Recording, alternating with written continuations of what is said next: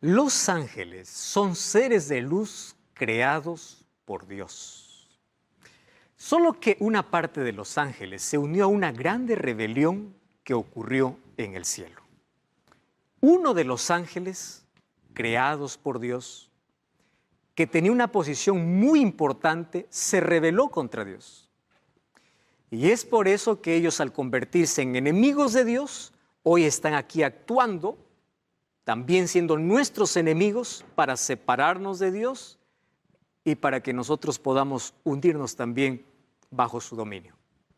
Hoy vamos a hablar sobre este tema importante. Y para ello, aquí yo coloqué una expresión interesante. La parte de los ángeles lideradas por Satanás se rebeló en el cielo y actúa en el planeta como el peor enemigo en el contexto de una guerra cósmica entre el bien y el mal. Todos nosotros estamos viviendo en un grande conflicto. Y aquí en esta lucha los ángeles tienen una parte importante. ¿De qué manera ellos intervienen? Primero comencemos definiendo qué significa ángel.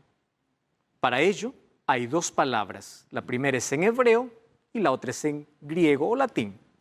En hebreo, malak significa mensajero y la palabra ángelos, que significa también mensajero, mensajero de Dios. Hay muchos libros y muchas películas que hablan acerca de quiénes son los ángeles. Especialmente se habla mucho acerca del ángel de la guarda. Incluso hay algún rezo o una oración que se hace al ángel de la guarda. Entre las películas y libros y tradiciones que se hablan acerca de los ángeles, el tema de la angeliología ha despertado un interés en el ser humano. Sin embargo, está mezclada también con mucha fantasía. ¿Quiénes realmente son ellos? Muy bien, los ángeles están mencionados en toda la Biblia. Desde Génesis hasta Apocalipsis. En el Antiguo Testamento, 100 veces se mencionan a los ángeles y en el Nuevo Testamento, 165 veces. Así que es un tema hablado y de mucha importancia.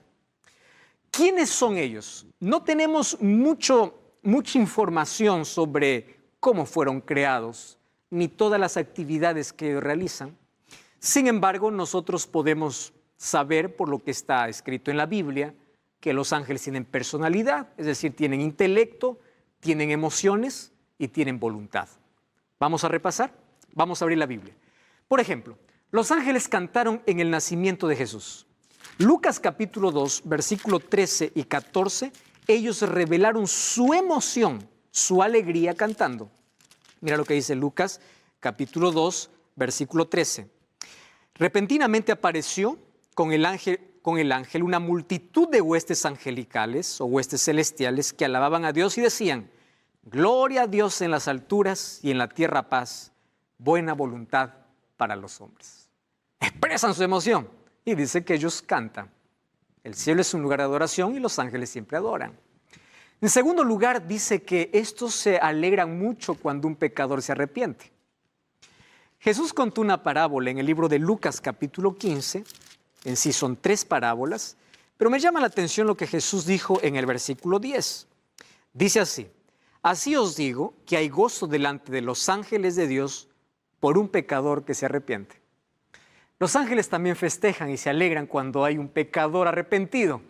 Demuestran alegría, ellos cantan. ¿Qué más dice la Biblia acerca de los ángeles? Son seres espirituales que pueden asumir una forma física. Wow, es interesante.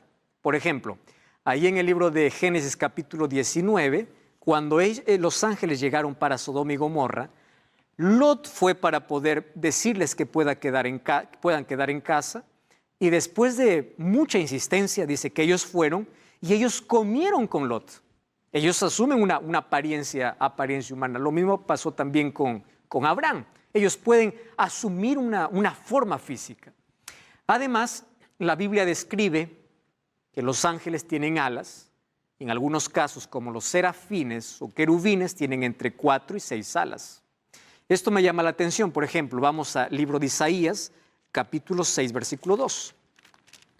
Isaías 6:2 dice así: por encima de él habían serafines, cada uno tenía 6 alas, con 2 cubrían sus rostros, con 2 cubrían sus pies y con 2 volaban. Qué interesante, esa es la información que tenemos de ello.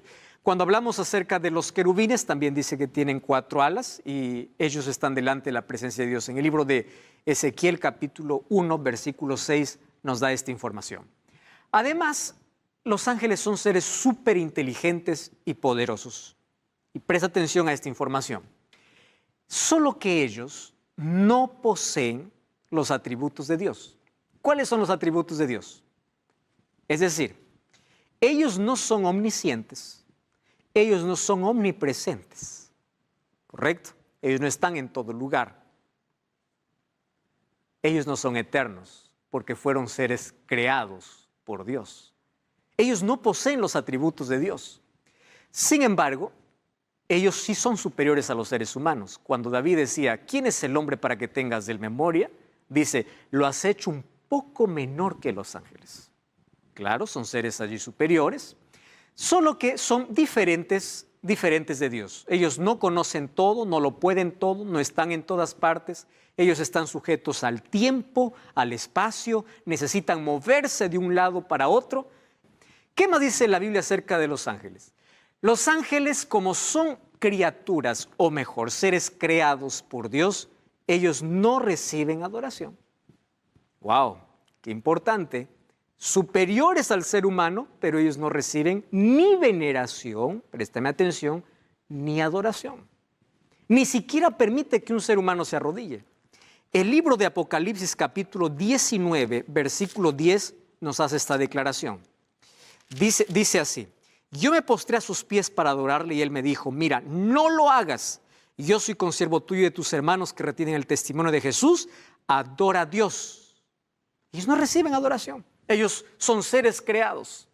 No sabemos si todos fueron creados a la vez o Dios los creó en diferente tiempo, no tenemos esa información.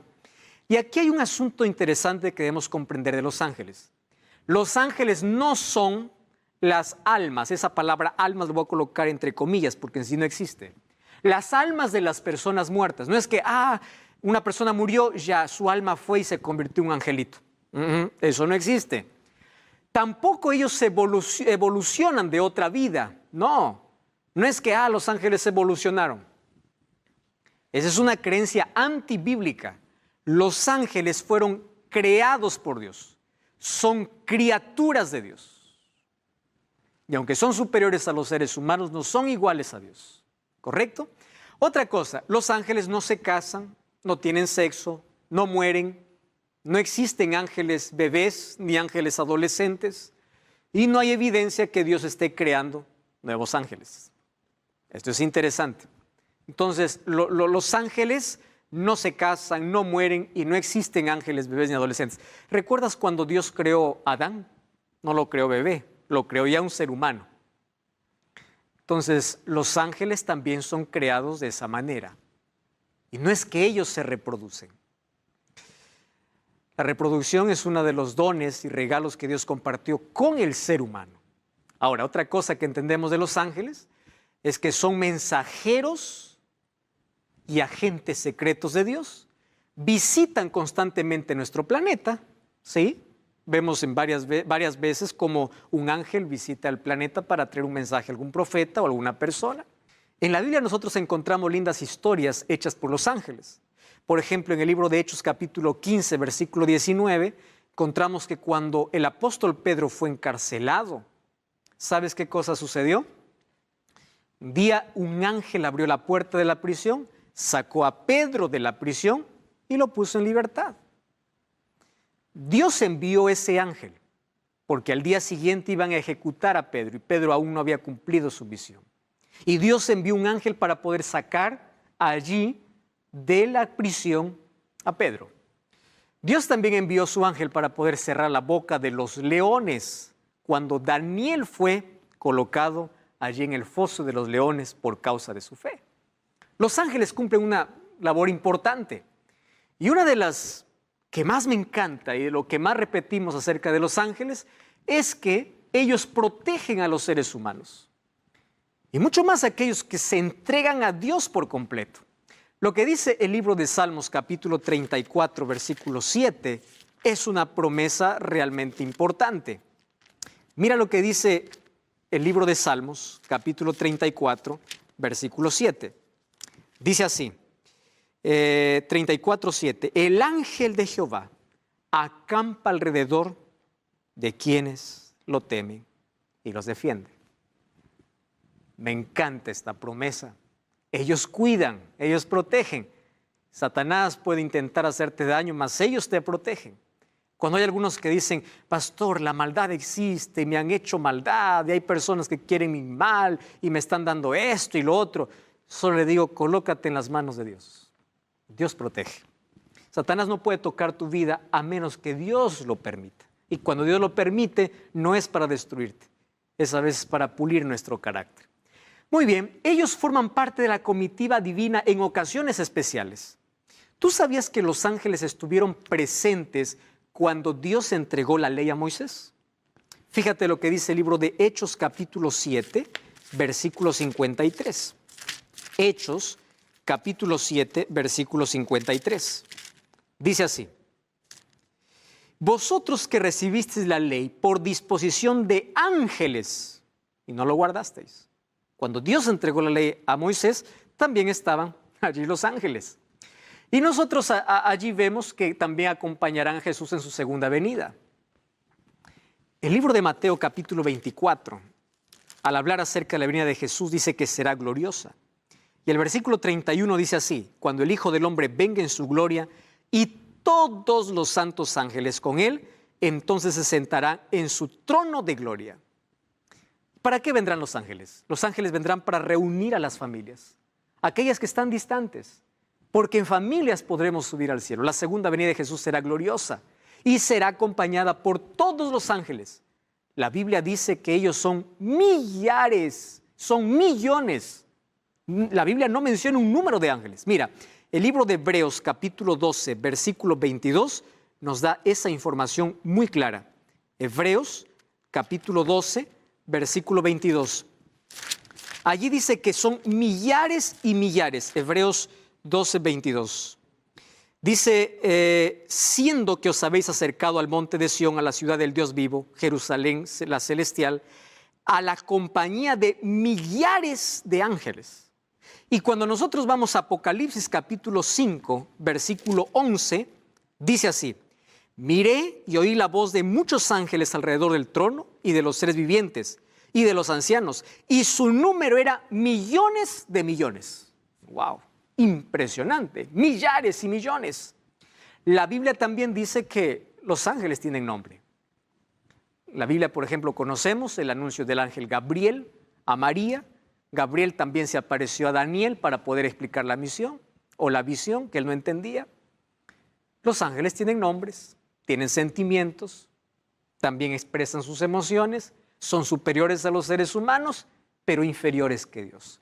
Además, dice así: una de las más grandes misiones de los ángeles fue asistir a Jesús en su ministerio a favor de la humanidad. Ellos siempre acompañaron a Jesús. Por ejemplo, los ángeles anunciaron el nacimiento de Jesús. ¿Quién anunció a María que ella iba a ser la madre del Salvador? Un ángel. Allí en el libro de Lucas 2, 13 y 14 dice: el ángel se le apareció. Aconsejaron a José y María para que huyeran a Egipto porque Herodes les estaba persiguiendo. Un ángel fue, dice Mateo 2, 13 al 15, y allí en sueños se le apareció a José. Y le dijo: es hora de que vayas a Egipto. Y José, escuchando la voz del ángel, se levantó, tomó a María y a Jesús y huyeron para Egipto. Fue por la voz de un ángel. Además, acompañaron a Jesús después de la tentación en el desierto. Mira cómo los ángeles acompañaron a Jesús en todo momento. En el libro de Mateo capítulo 4, versículo 11, dice así: y el diablo le dejó, y he aquí vinieron ángeles y le servían. Después de la tentación, ¿quiénes aparecieron? Los ángeles de Dios para poder servir. Acompañaron en su muerte, en su resurrección, también estuvieron allí los ángeles. Escoltaron a Jesús cuando ascendió al cielo y ellos formarán parte de su comitiva cuando regresen a esta tierra. Me encanta aquel momento que describe Salmos capítulo 24, cuando Jesús ingresó al cielo. Mira, el capítulo 24 habla acerca del Rey de Gloria, del momento cuando Jesús entró después de la victoria. Y allí dice que se escuchaban voces, el versículo 7, alzad vuestras puertas, o alzado puertas vuestras cabezas, alzad vosotras puertas eternas de entrar el Rey de Gloria. ¿Quién es el Rey de Gloria? Jehová el fuerte y valiente, Jehová el poderoso de batallas. Gran coro de ángeles allí, una vez más recibieron a Jesús después de la victoria. Y ellos finalmente acompañarán cuando Jesús venga por segunda vez. La pregunta es, ¿cómo surgieron los ángeles del mal? Y aquí entramos a un tema realmente impresionante. Porque Dios no creó seres malos. Dios no creó criaturas imperfectas. ¿Y sabes qué cosa es lo misterioso de todo? Es que los demonios son mencionados como 100 veces en la Biblia, pero ¿quién fue el primer demonio? Fue un ángel perfecto, un ángel creado por Dios. ¿Y qué cosa es lo que me llama la atención? Cuando yo voy a la Biblia, en el libro de Isaías capítulo 14, versículo 12, yo encuentro cómo es que un ángel perfecto se rebeló contra Dios. Isaías 14, 12 dice, ¿cómo caíste del cielo, oh lucero, hijo de la mañana? ¿Sabes? La palabra lucero es el significado del nombre Lucifer. Lucifer significa lucero, hijo de la mañana. Ahora, en el cielo todo había armonía, todo era perfecto, pero uno de los ángeles que tenía una posición más elevada y era incluso exaltado, de manera misteriosa su corazón se llenó de orgullo y usó su libre albedrío para rebelarse contra su creador. El nombre Lucifer significa portador de luz o lucero de la mañana, que finalmente, después de su rebelión, se convirtió en diablo. ¿Y qué significa diablo? Diablo o Satanás significa aquel que hace trampa, o mejor, aquel que es acusador. Cuando tú acusas a alguien por alguna cosa, ten mucho cuidado de no ser parte de esta legión. Porque a quien le encanta acusar es a Satanás. Él se convirtió en Satanás después de haber sido un ángel perfecto. En la Biblia yo encuentro dos relatos en dos profecías dadas para Tiro y Babilonia, tomando la figura de estos dos reyes para que representan la caída de Satanás. En el libro de Ezequiel, capítulo 28, me habla sobre cómo era o cómo fue creado Satanás. Mira, el capítulo 28, vamos a ver a partir del versículo 13. Ezequiel, capítulo 28, versículo 13, encontramos una declaración importante sobre la creación y sobre la rebelión de este ser. En el huerto del Edén estuviste, toda piedra preciosa era tu vestidura, te vestiste de lo mejor. Versículo 14, tú querubín grande protector, yo te puse en el santo monte de Dios y allí estuviste. El versículo 15 dice, perfecto eras en todos tus caminos desde el día que fuiste creado hasta que se halló en ti maldad. Haciendo referencia a Lucifer, aquel que se rebeló contra Dios. Era perfecto en todo. Y dice, profanaste tu santuario. ¿Por qué? Porque el santuario y la morada de Dios en el versículo 13 o el versículo 17 dice, con la multitud de tus maldades y con la iniquidad de tus contrataciones, profanaste tu santuario. Él estaba en la presencia de Dios. Él era un ángel protector. ¿Protector de qué? De la ley eterna de Dios. Por eso es que él odia tanto la ley de Dios. Un día él estaba en una posición muy elevada, protegiendo la ley eterna de Dios. Cuando hablemos del tema de la ley vamos a volver a este asunto importante. Por eso es que el pecado para su surgimiento es ilógico. Él no estaba satisfecho con lo que era y él quiso tener un estatus superior, es decir, él quiso ser igual a Dios, anhelaba la posición de Dios, pero no el carácter de Dios. Hoy hay muchas personas que cuando dibujan a Satanás, lo hacen allí con cuernos, lo hacen allí con una cola, con uñas grandes, ¿verdad? Ese es el diablo. El diablo no es así. Él fue perfecto. Y aunque el pecado ya deterioró su apariencia, él continúa teniendo la perfección. Claro, ya no es perfecto, porque él fue el originador de la rebeldía. Sin embargo, él fue creado perfecto y continúa manteniendo la belleza. No es aquella imagen que por allí nos han vendido de quién es Satanás. Entonces aquí nosotros podemos decir cómo aparecieron estos demonios, porque un ángel perfecto se rebeló contra Dios. Ahora fíjate, un ser creado no puede ser igual al creador. Y aunque Dios le dio las oportunidades para que cambie y reasuma su lugar, Él no quiso. Que Dios nunca actúa, nunca hace un juicio de una manera repentina. Él da oportunidades. Y Él desperdició todas las oportunidades. Por eso hace que las personas hoy puedan desperdiciar todas las oportunidades que Dios les da.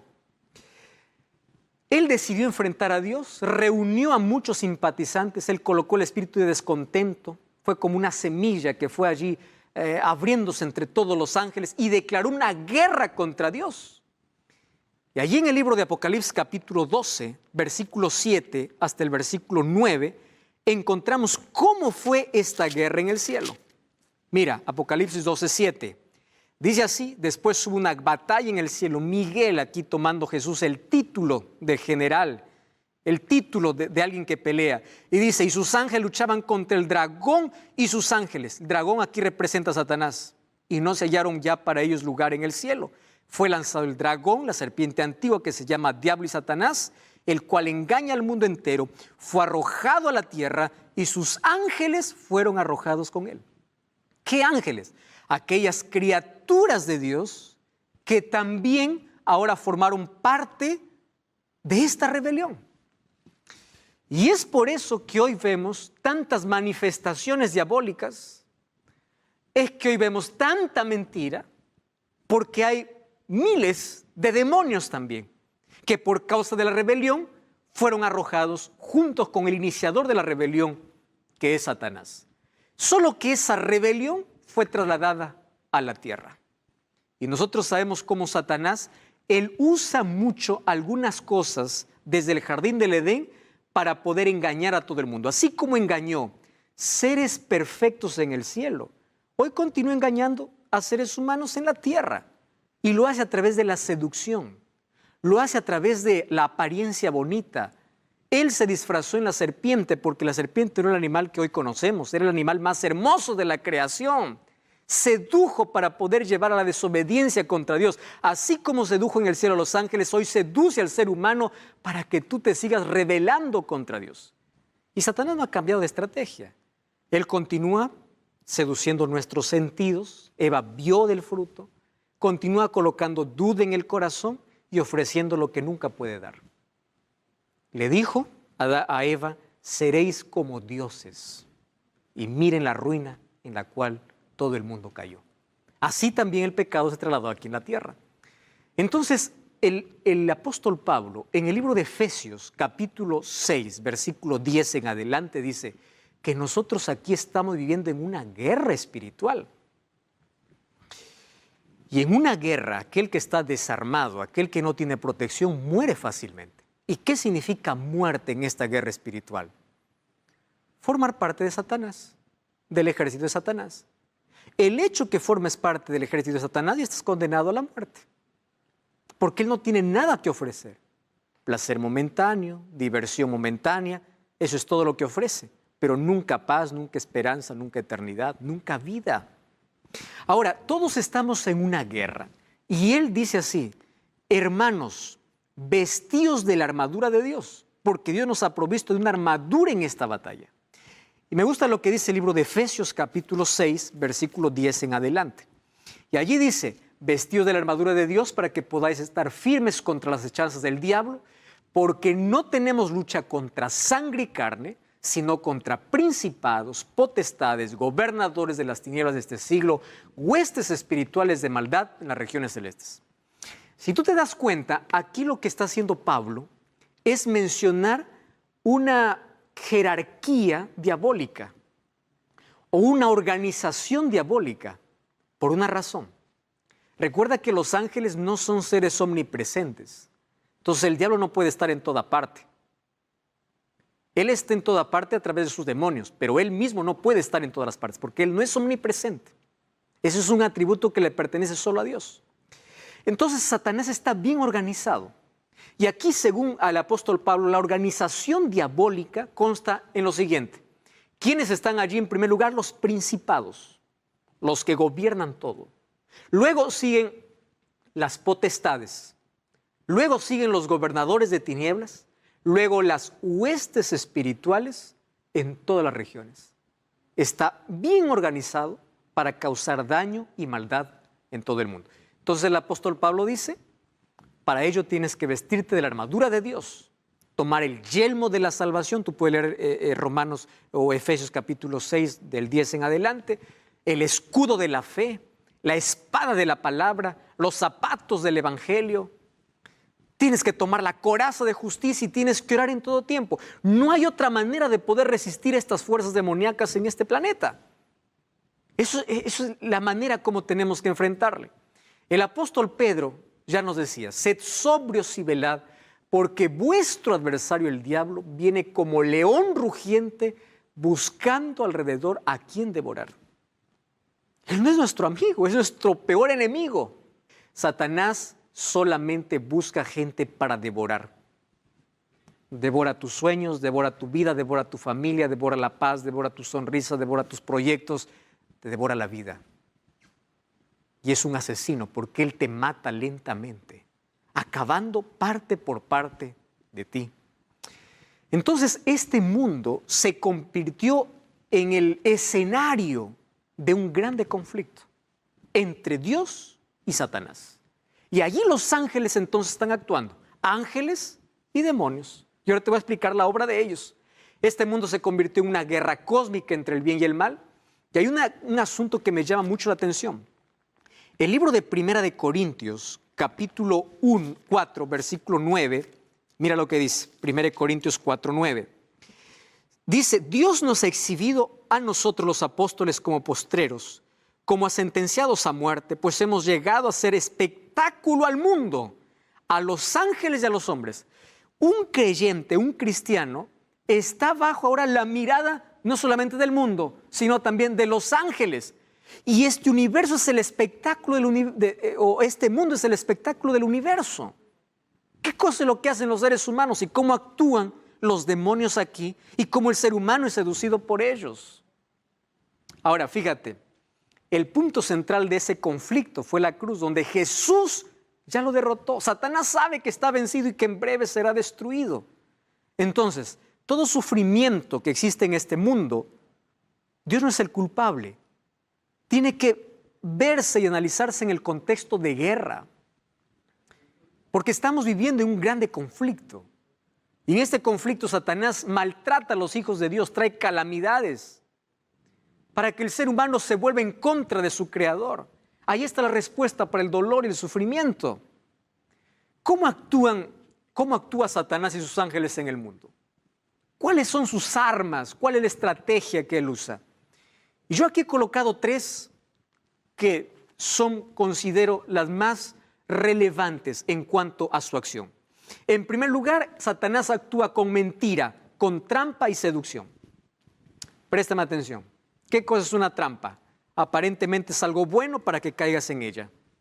El diablo es mentiroso.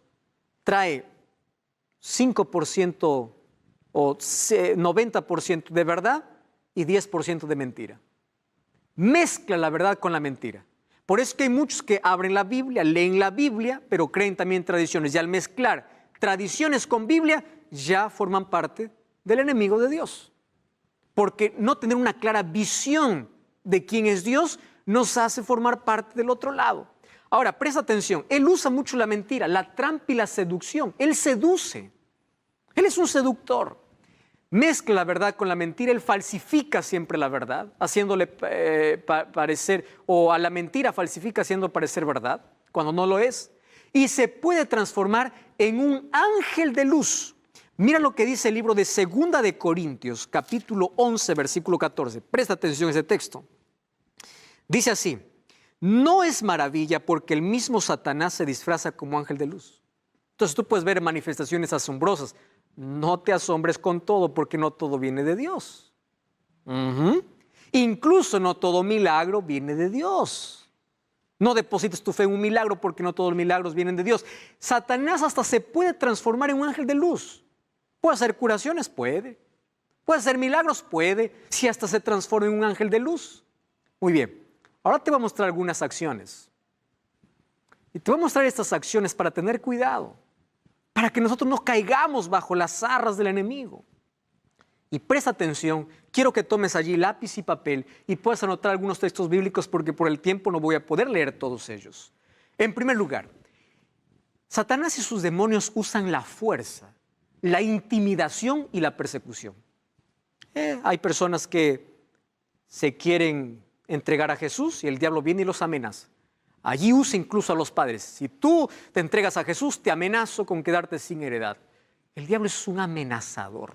Te amenazo con quedarte sin trabajo. Y las personas tiemblan ante la amenaza. El diablo lo que hace es usar la fuerza, la intimidación y la persecución. Número 2, ellos se disfrazan. Incluso toman la forma humana. El libro de 1 Samuel capítulo 28, quiero que tú puedas leerlo, eso allí con detenimiento. Un día el rey Saúl se fue a una pitonisa de Endor, a un espiritista, alguien que tenía contacto con el demonio. Y le dice, hazme aparecer a Samuel. Incluso Satanás tomó la forma de Samuel. No era Samuel, era el demonio tomando la forma humana. Hoy escucho a muchas personas diciendo, pastor, yo escuché la voz de fulano de tal. Pastor, yo me contacté, tuve una sesión espiritista. Yo vi a alguien que murió hace años, yo lo vi, nadie lo puede negar. Es verdad que tú lo puedes ver, pero ¿cómo sabes que es esa persona? Satanás toma la forma humana. Si pudo tomar la forma del profeta Samuel, ¿cómo no va a poder tomar la forma de cualquier otro ser humano? Otra cosa que es Satanás es que hace falsos milagros. Por eso ya te dije que tu fe no esté basada en un milagro, esté basada en la palabra de Dios. Otra cosa que es Satanás es que ciega la mente de los incrédulos para no discernir el error. Yo voy a leer este texto. Mira lo que dice 2 de Corintios, capítulo 4, versículo 4. Dice así. El Dios de este siglo, es decir, refiriéndose a Satanás, dice, lo cegó el entendimiento de los incrédulos para que no resplandezca la luz del evangelio. Entonces, cuando una persona se enterquece, se revela, ve que Dios le está llamando, entonces él se enceguece. Esa ceguera es causada por Satanás. Mucho cuidado con aquello a lo cual llamas una rebeldía abierta. Ese es el trabajo del diablo hoy. Provoca catástrofes y enfermedades. Mira lo que dice el libro de Job, capítulo 2, versículo 7. Respuesta para asesinatos, violaciones, calamidades. Job 2:7. Dice así, salió Satanás de la presencia de Jehová e hirió a Job con una sarna maligna desde la planta del pie hasta la cabeza. ¿Obra de quién? De Satanás. ¿Y por qué lo hace? Porque quiere torcer la imagen de Dios. Quiere hacerte pensar que Dios es el culpable de todo. Entonces cuando tú dices, ¿dónde está Dios? Dios no existe. ¿Por qué yo me siento solo? ¿Dónde está Dios en el sufrimiento? Satanás aplaude y dice, ya está dudando de la existencia de Dios. Tú eres la imagen de Dios, provocando Él todas las calamidades. Crean duda de la existencia de Dios. Otra obra de Satanás, acusa a los creyentes de Dios. Mucho cuidado cuando estás acusando, puedes formar parte del ejército de Satanás. Cuando tú acusas a alguien con el dedo por un pecado que está cometiendo, esa es la obra del diablo. Jesús nos enseñó cómo corregir los errores. Con la verdad, con amor, en secreto, con la palabra, con oración.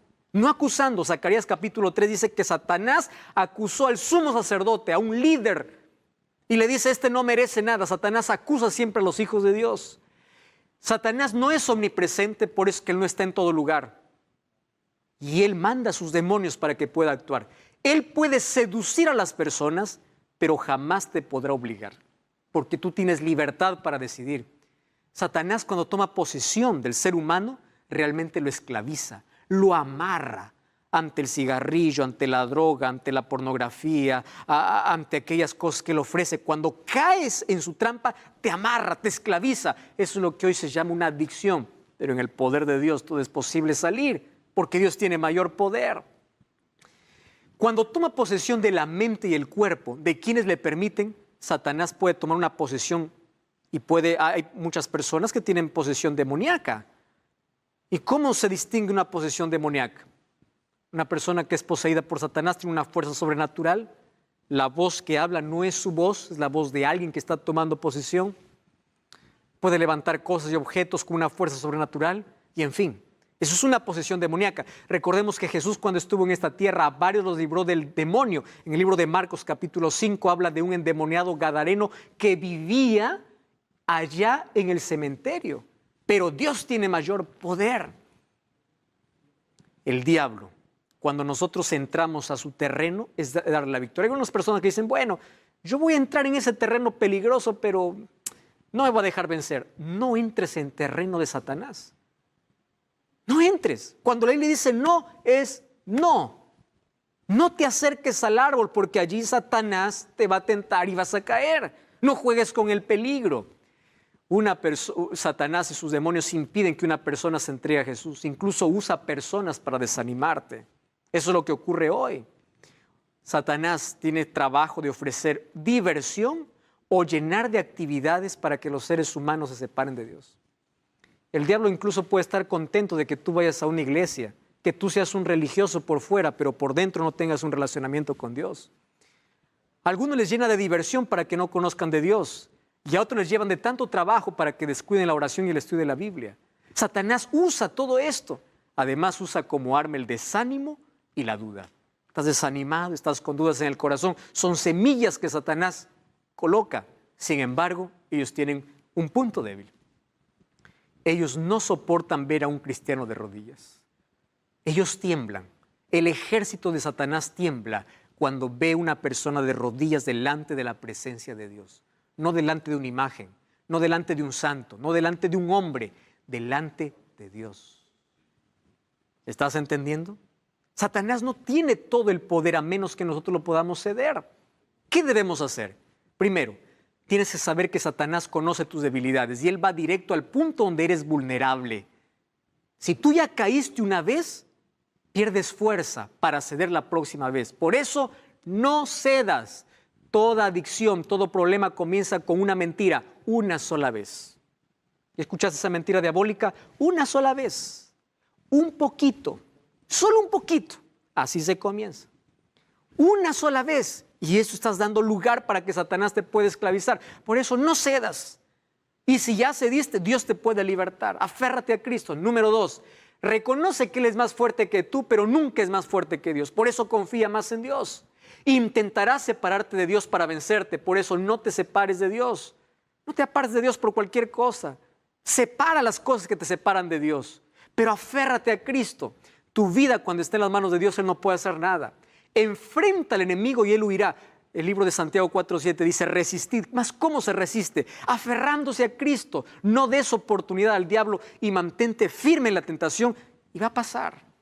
Otra cosa, usa la Biblia y la oración.